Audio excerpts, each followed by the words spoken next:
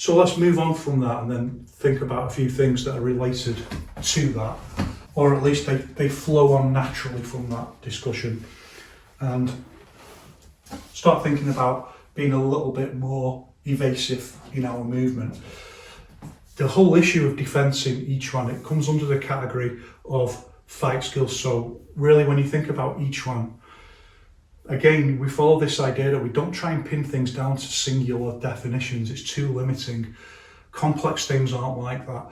We try and pin it down first of all by saying it's quintessence movement principles drawn from Chinese physical culture that are in harmony with, or in dialectic interaction rather, not harmony, dialectical interaction with fight training and practice. And those quintessence movement skills are very much based on naturalness in the human body. Not completely, some of them are like cultural practices like standing and slow movement to develop and enhance that.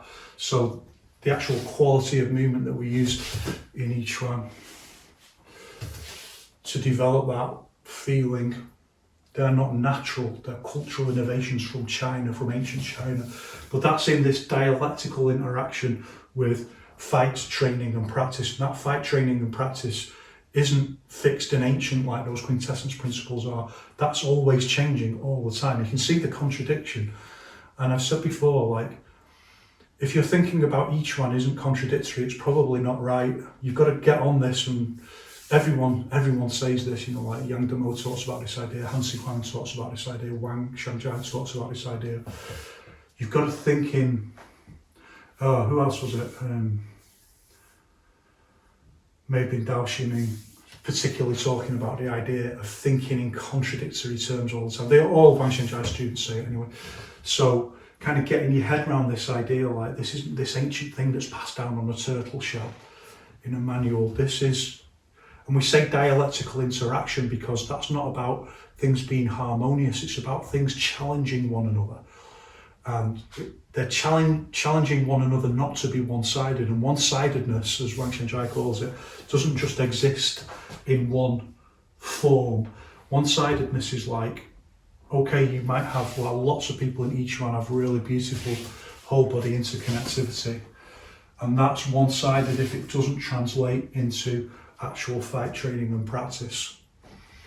That's really why very often you don't see, you know, those people doing any sparring or anything like that, because they really can't, because it's one-sided. They've got the quintessence movement skills to some degree.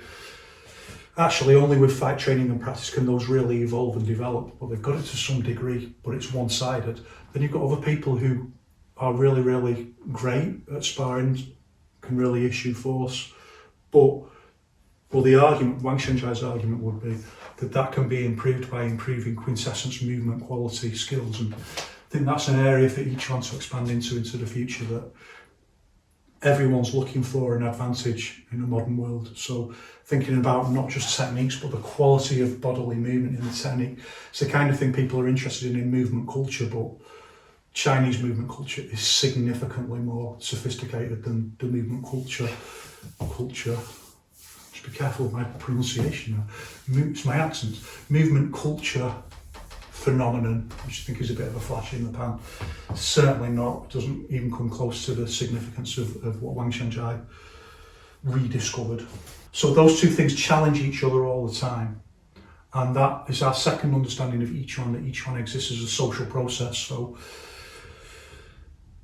things that like would be an innovation. So just like I said before, just once you start moving like this, how to fox a Xing Yiquan expert, becoming like, you know, maybe you move over there, they can do that, but no, I'm going to move over here, no, now what are you going to do, you know, because you're just so linear and singular in your postural movements. What are you going to do? Okay, if you hit me, you're going to knock me out, but you better hit me first, you know, and that's not quite so easy once people start moving. So you can imagine in like the 1930s, people start moving like this. People be like, wow, what's that? You know, like just exactly the same way as like the first UFC, when people started doing takedowns and stuff like that. It's like, oh wow, what's that? You know, I've not seen that before. Of course, eventually people adapt, and that's a big part of the story, because this dialectical interaction is challenging the two halves all the time. So later on we see, incorporation of some stuff in boxing start seeing we'll look at in a moment some of the movements and the head movements and stuff like that were a big radical innovation in, even if people are doing like this, but then people start doing like, just really emphasising it a bit more, like this kind of thing that you see all the time it's like a certain period of time in the 1980s, some kinds of each one used to do like that. That's where we're going to start today, looking at that, but realising that isn't good enough today. So we've got to keep challenging our understanding of, like, okay, you might have quintessence movement skills, and that helps you to move in a certain way, but if you're only using it to do this, then anyone worth their salt these days is just gonna knock you out, because they can just very often also people have their chin up like that in each one, which the recent to when I'm filming this Paddy Pimblett fight, I'm a big fan of Paddy Pimblett, and I didn't buy into all the hate after him and all that. I still think he's a hero, but he didn't have to get whacked in the face because his chin is too high, and everyone kept telling him. He's got a very kind of traditional Yiquan sort of, and he got whacked. Now in the 1980s in China, that probably wasn't that much of an issue because the other people weren't good enough to take advantage of it, but now they are, and they're also good enough to take advantage of, if you just do this isn't good enough, and they will spot it right away, and you start coming in like that, well, I can just ding, ding, ding, ding, ding, like that, because I can just count when you're going to do it, like anything, so let's start like that though. Well, first, let's start by, let's not do this. This is just so outdated now. This kind of thing, unless you're just doing it for the movement quality skill, like that. Well, let's not do that, let's just keep a little bit of just a much smaller movement. And a lot of the movement just coming from the shoulders. This is part of our structural expansion that we're just playing with the movement, so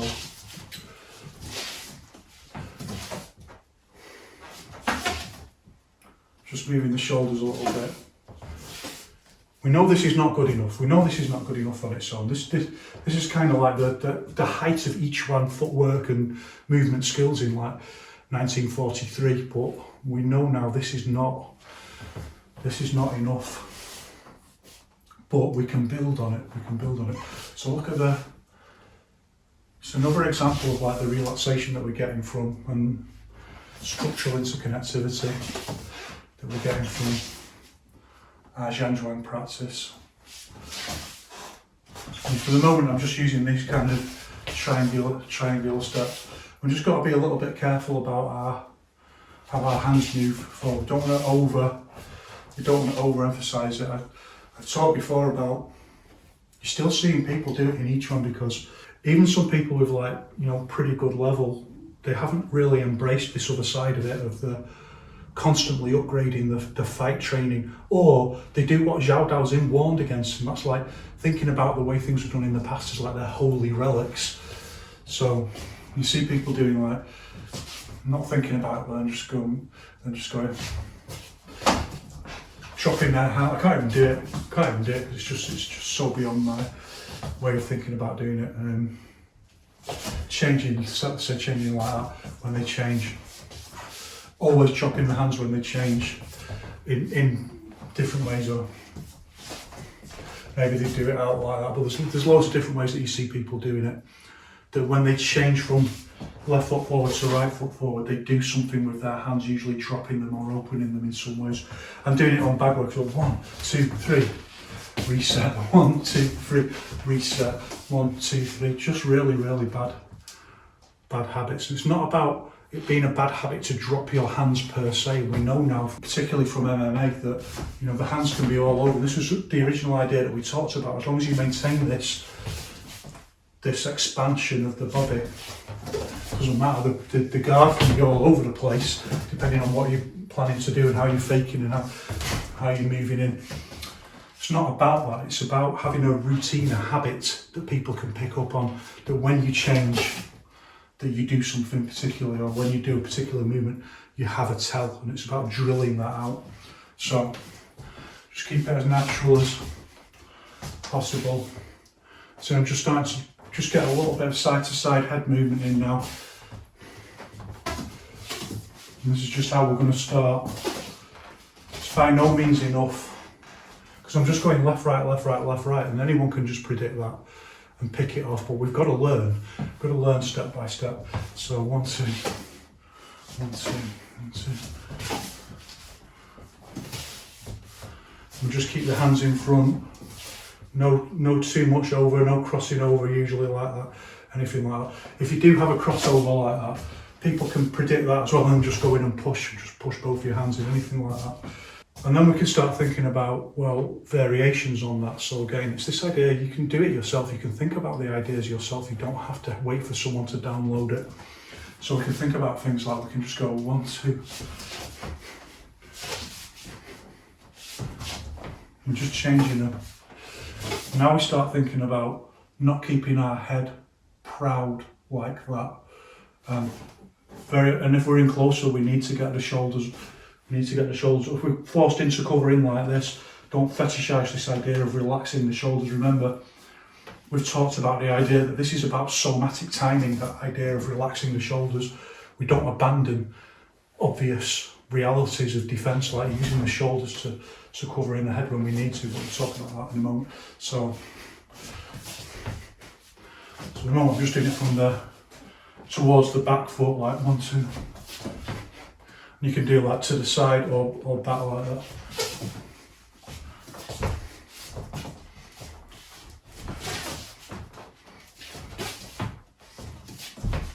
And it doesn't matter if you do like extra little things like I did, and then you don't want to repress that by any means. You want to like start developing something more like that. So now we can do it like from the front foot. Just 1, 2. And we can just change it like multiple different, so we can go like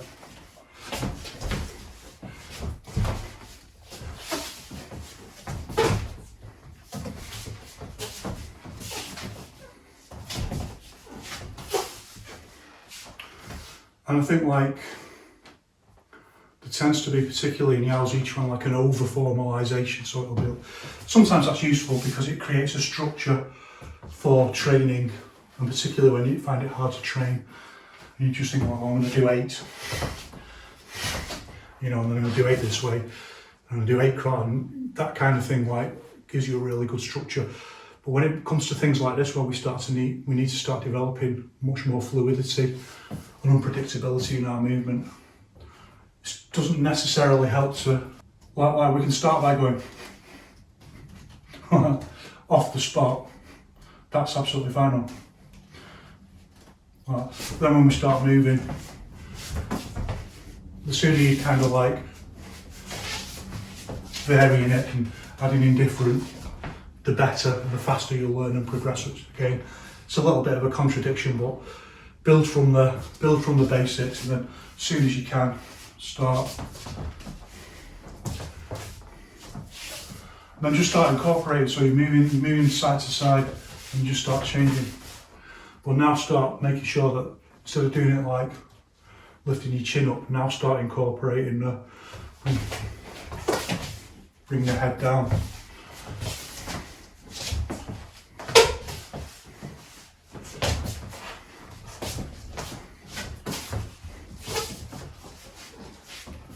Like that.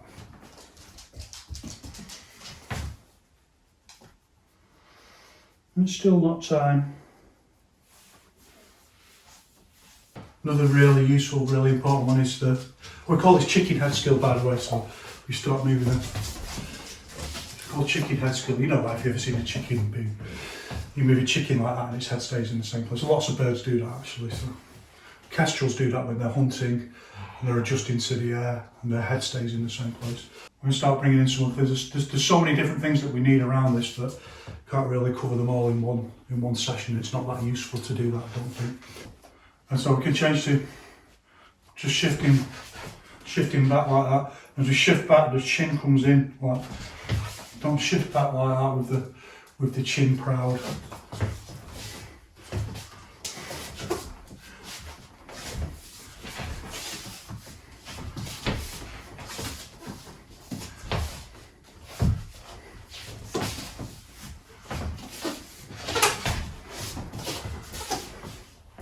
Making it work in reality is based a lot on reactions, but give your body the skills it needs first and then the reactions can do their thing.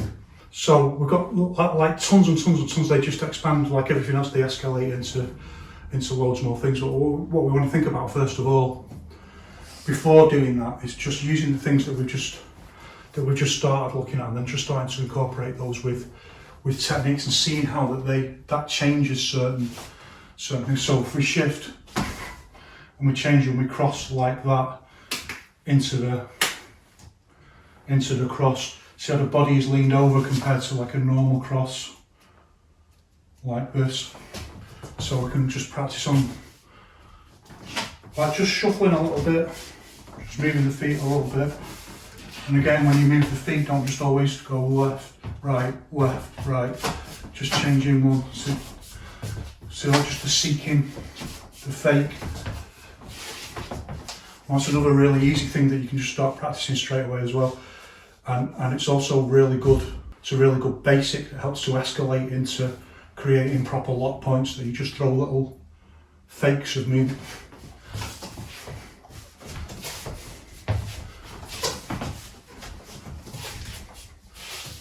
Like that. Then we start changing, so obviously we can do this straight over, lean over like that. So we can kind of train these things all at the same time. They're all very closely related. They have very high structural symmetry.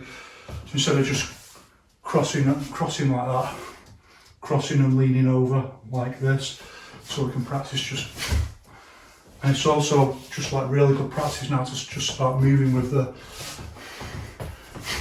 anyway, into the movements. And the same with the jab, we can just combine, just hitting in from a different body angle. And we really want like by definition, we're moving out of the way of a risk, so we want the shoulder up to cover the chin and the chin down behind the shoulder. It's just, don't fetishize relaxing it down like that. That's not tense. That's not tense. It's not even my shoulder really, like, doesn't feel like it. My whole arm is just lifting up. Must be my shoulder, but it feels completely relaxed. I'm just lifting it a bit higher and my head a bit lower. So keep it tucked up behind the shoulder like that. But that's not exactly what we want. We can practice those things on their own. Practice all your basic movements like that. Just with this basic lean over. But we also want the head and then punch like that. So split the harmony like that.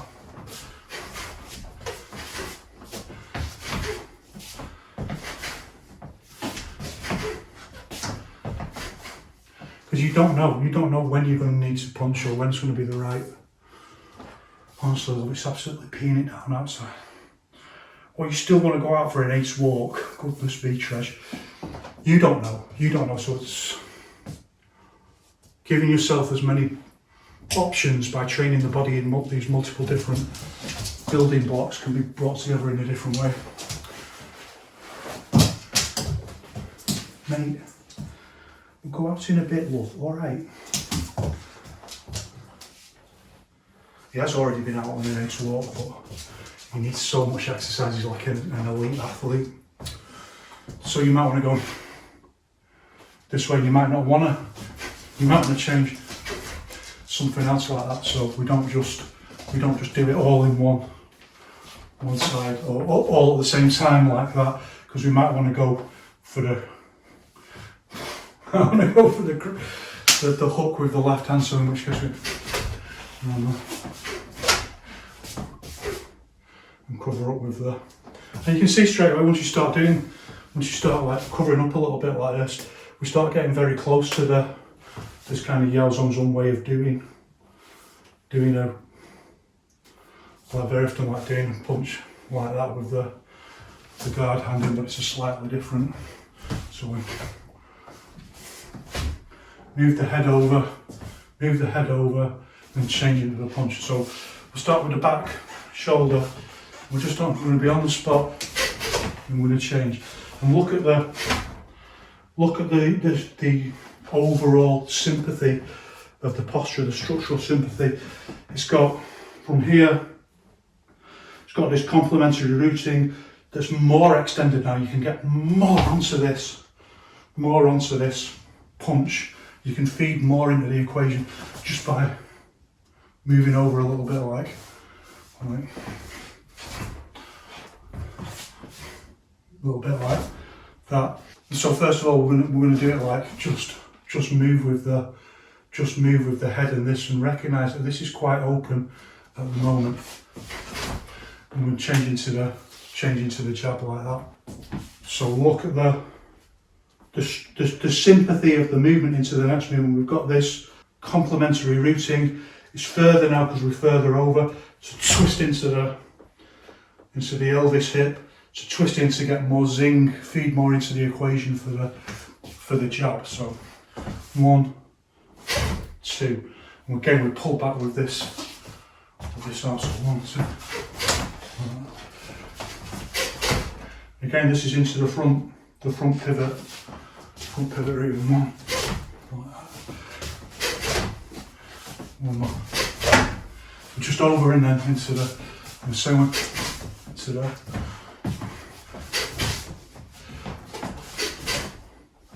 You see, I'm getting everything like, even getting a little shift of the footwork, changing it. You don't have to do that.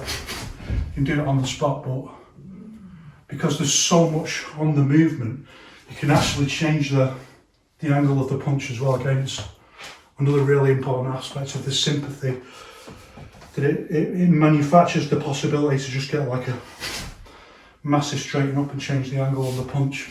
Makes your overall movement and attack just that little bit more unpredictable. So yeah, or just on the spot.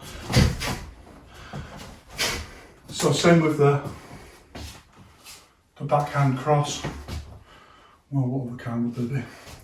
Well, it could be that kind, couldn't there? So backhand cross 1, just shift over to the right, and then again change into the posture like this. Set the posture.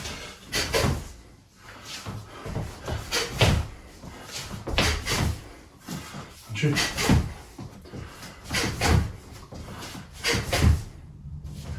So we can see there, like, the posture is very open. As I said before, the lead hand's very open, so we can make it like a really simple defensive structural change now and just kind of upgrade our understanding of movement and the reality and context of the fight. And it's very simply just to bring the other arm up like this and cover this way into the posture. So all those that we've done, we can practice just like that with the other punches and techniques. But now we upgrade our movement and our fight craft, so we change like this. And nothing changes really about our posture. First of all, we can do it straight away back into the movement like this if we want, and that's the way we're going to practice it first. So, I mean, obviously one of the key things is don't thumb yourself in the eye. Fist comes back and it just opens like that. I mean, you can always get it wrong, and you can always just punch your hand into your face, but I've been punched in the face bare knuckle multiple times, and I'd rather be punched in the back of my hand than directly in my face, I have to say. I'm kicked in the face with shoes multiple times. So we cover to the side like this, and then use the posture. We'll do the hook to change into the hook like this. And again, just using looser footwork now, so we're upgrading and being a little bit on our toes. Now start using our somatic timing into the posture, and the other way.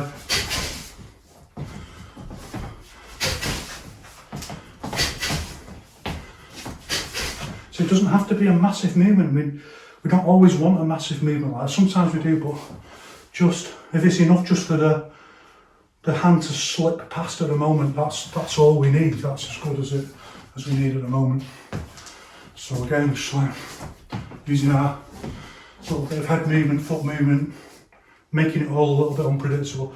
This is all about your own style as well, and your own. You don't have to mimic exactly. You just have to think about, don't be predictable in your patterns of movement. Cover, and then use the overall sympathy of the movement and the complementary routine to just add extra force into the punch. So I suppose one of the things to mention there is the idea of like unity of attack and defence, that it doesn't contradict that principle. Yaozong's talks about this idea of like saying, well, yeah, obviously like there's multiple degrees of the unity of attack and defence, and he says specifically one of the ways of thinking about it is the overall balance of the fight, that you're using attack and defence all the time, and then down into like, let's say someone throws a punch and I cover and I hit. As they hit me, I hit them and I win, that kind of unity of attack and defence. And you can't just fetishise any one. Not if you want to be real, not if you want to be for real, not if you want to use these skills actually, at least in to get the gloves on and do some kind of sparring or something like that, or to have some basic self-defence skills. You've got to think much more professionally in much more modern terms. Just like Wang Xiangjia himself, constantly reinterpreting those concepts in the reality of the fight. Yeah, we understand that in a battle with swords or a real life or death defence situation, like I understand it better than most, because I've been there where you just like that, getting battered and indeed left for dead. So I know what it's like, and I understand the idea, but don't fetishise it. You need sophisticated skills. So it's fine to just split the movement, and we'll do from the front the same way. Just cover, and then we'll change into the uppercut like that. So keeping, see, chin in, keeping, like if you think, I'll find it. Hopefully you can see this.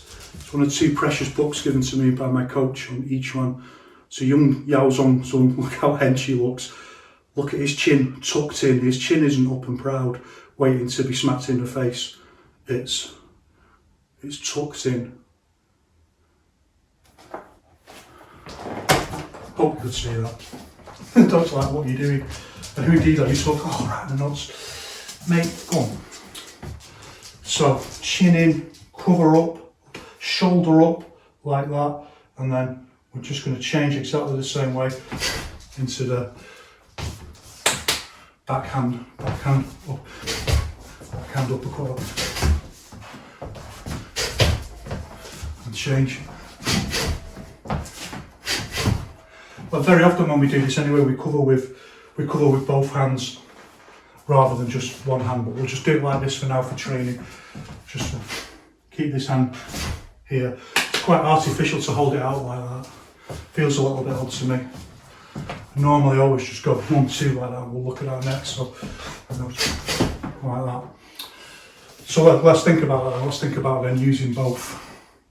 And we've got a range of like defensive drills that we use to learn how to do this, but we'll just start really basic today. We can just start with the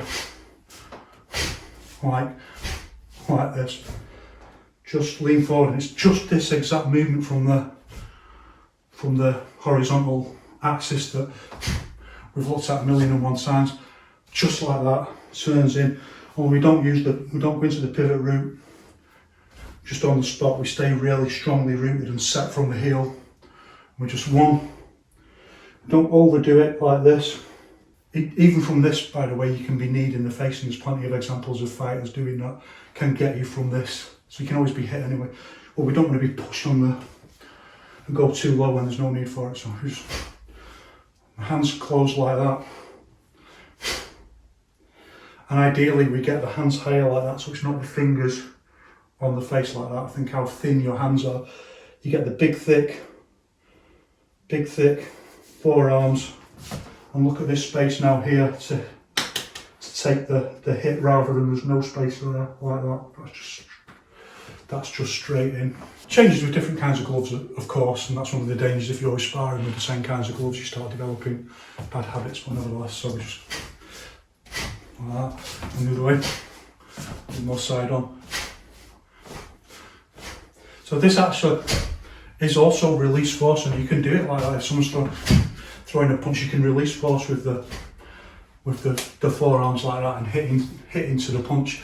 And if your structure is really strong, it can, rather than just taking a punch, it can issue force back into it starts fulfilling these defensive principles that Wang Xianjia is talking about. That you remain very springy, so you don't just wait to be hitting. It's exactly the same way with the check for the kick, where you issue force out like that rather than just being waiting to kick like that. You can't always be fast enough to do that, I have to say, but it's like one of those interesting things that you almost never see Thai boxers or Sandar people do, but Yiquan people who train for kicks, train properly, do it.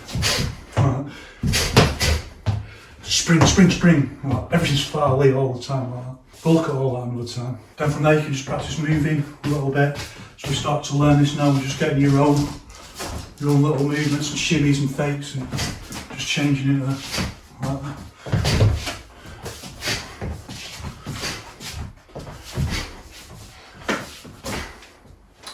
So of course it's better if you've got partners to train with and spar and bring into 2-person drills, but if you haven't, there's absolutely tons and tons you can do to prepare yourself for the time when you have got someone like that to train with. Most important thing being fitness. Just on the spot, on cover, and chain. And we can go straight from into the, we can just practice like. See, we're not losing any of our quintessence Yiquan principles at all. In fact, we're still using them. We're still using far lead from the horizontal axis. So people who are afraid of this kind of thing, people who criticise it, it's always the people who don't do any sparring or any kind of fight training, who've given up. And I'll also say the other thing about those people that they always talk about, everything they do comes from standing. They don't even do standing, they don't even do it. I can tell by their movement, I can tell by the way they talk. They're too lazy. They're too lazy to do standing. If they weren't lazy, they'd do proper fight training, so again, changing that. It's not just covering up, it's not just covering up passively. It's release force from the cover up.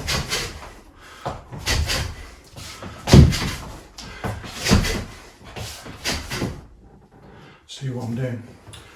And from there we change it into shifting to the side like that. And again, we can just do it on the spot. Everything's covered up just like before, only the other hand is in now. And we move over to the side. It doesn't protect your nuts from the imminent nut shot from the dog. And we do both sides.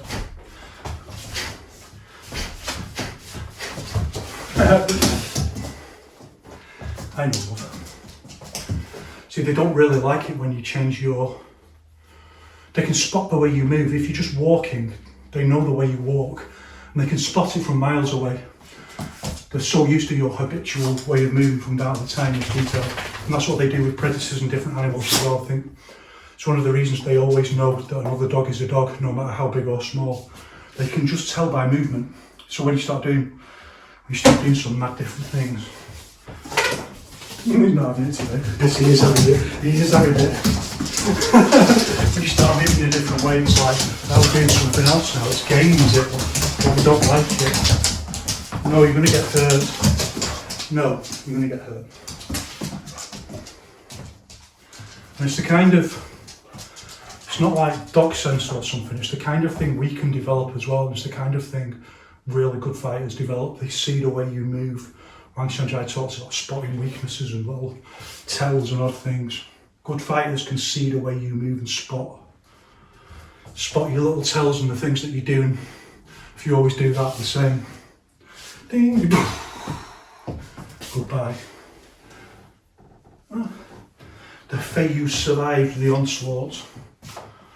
So we start moving now and we should start changing to the, we'll do, so like there's different dynamics, like 1, 2, so we go for a backhand hook, because we've lost most of the rotational Farley around the axis like that.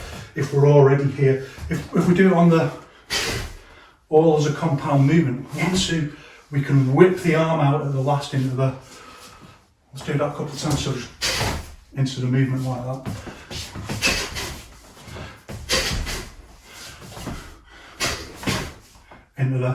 Into the movement.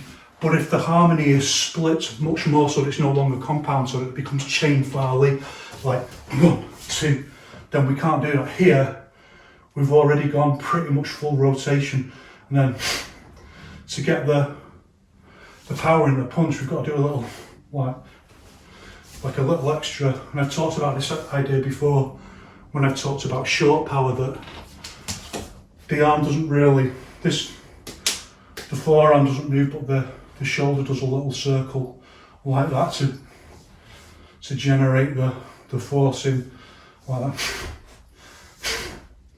It's perfectly, I mean, it's advanced, but it's entirely scientific. You can see the process and you can see the result, and you can see that I can hit with power that, if not on the air, on the bag. It's not magical. It's not like you don't have to go, oh, just hit them with my chi or something like that. It's just physiology of the movement into the punch like that. But that's what you have to do from one. You've got to just commence it from the shoulder, and that also helps to pull it round, out and round into the hip point like that. And this pull back of the arm just similarly gets changed into it just gets adapted into it. Just hits out a little bit like that. Like that. So it's task specific adaptation. I'll do a few the other way. So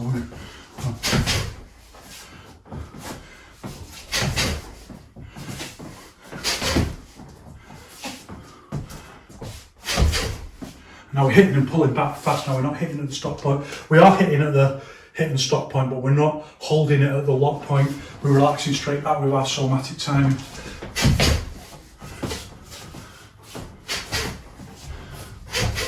Like that. So sometimes you do one and sometimes you'll do the other. Sometimes you don't have time to do that, and you've just got to move out of the way, or just cover up as best you can with the shoulder. Sometimes you don't have time, sometimes you do. So 1, 2, we're going to do the same with, so again just moving on there, being a little bit,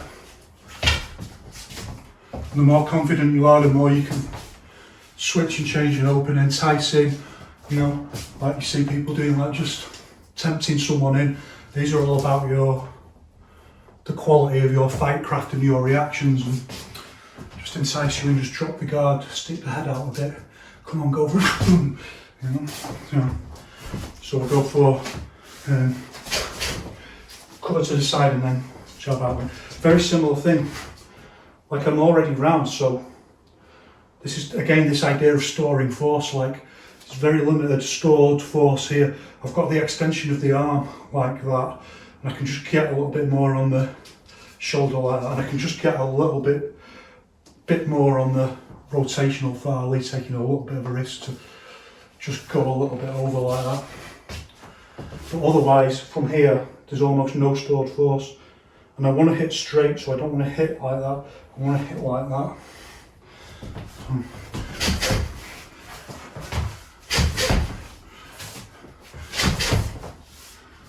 Like that. Next we go the other way. So 1, and tell you what, we'll do cross from this way. So I'm going over this way to the side, and then I'm going to change. And see, I can keep my hand up like,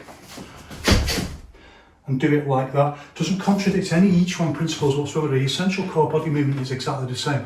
What it does do is something that is far more in harmony with the reality of the context of the fight. We don't always have to do it like that. And sometimes this active guard is better.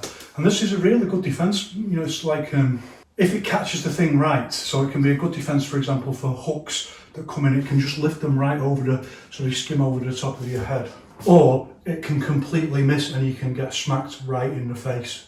All of these things happen. And there's only one solution to that. You've got to learn how to take a punch. And when people talk about sparring and so, we're too dangerous for that. And a lot of it is like when you get hit in the face, even with gloves on when you first come to spar, it's because this is where all your senses are, or the core of your senses, particularly if you've not been doing standing, to extending tension into the body. You've been hit in the centre of all your senses, and that's more shocking than the pain in most cases. It's like you're just absolutely stunned. So a slap can be so effective, like it just absolutely stuns people, shockwave right through the brain, and just getting used to it, being able to function under chaos and make chaos your territory. It's why you've got to do sparring. So we're going for one, and we'll change into the active guard anywhere like this.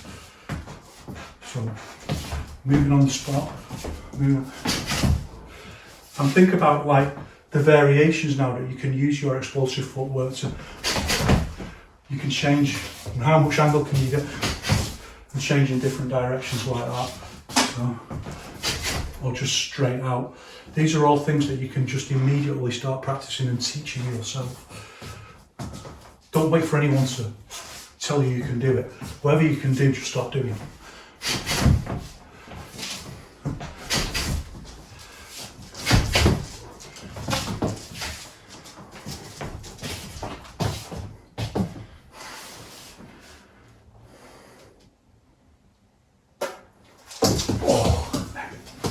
So take all of those.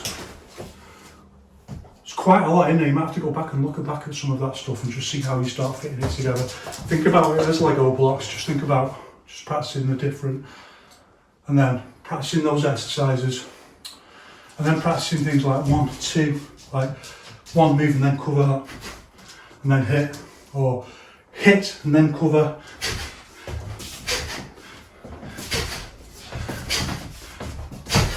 Thinking about the infinite curriculum, multiplier effects. What if I do that thing before that thing rather than after that thing? I mean, we're going to come back and we're going to look at more advanced versions anyway, but you can start from that information, start pulling that together into multiple different exercises and things that you can practice just from that very tiny amount of just movement and head movement skill and avoidance and cover skill that we've looked at. You can put all of those together into multiple different exercises to practice on your own, and that's how you just suddenly start exponentially expanding your understanding and your ability. Okay, is it walk time? Okay then, we'll wrap up. That's a wrap. So thanks for watching as ever. I hope it was really useful. See what we look at in the next one. Haven't decided yet. One love till then. Take it easy, and I'll see you then.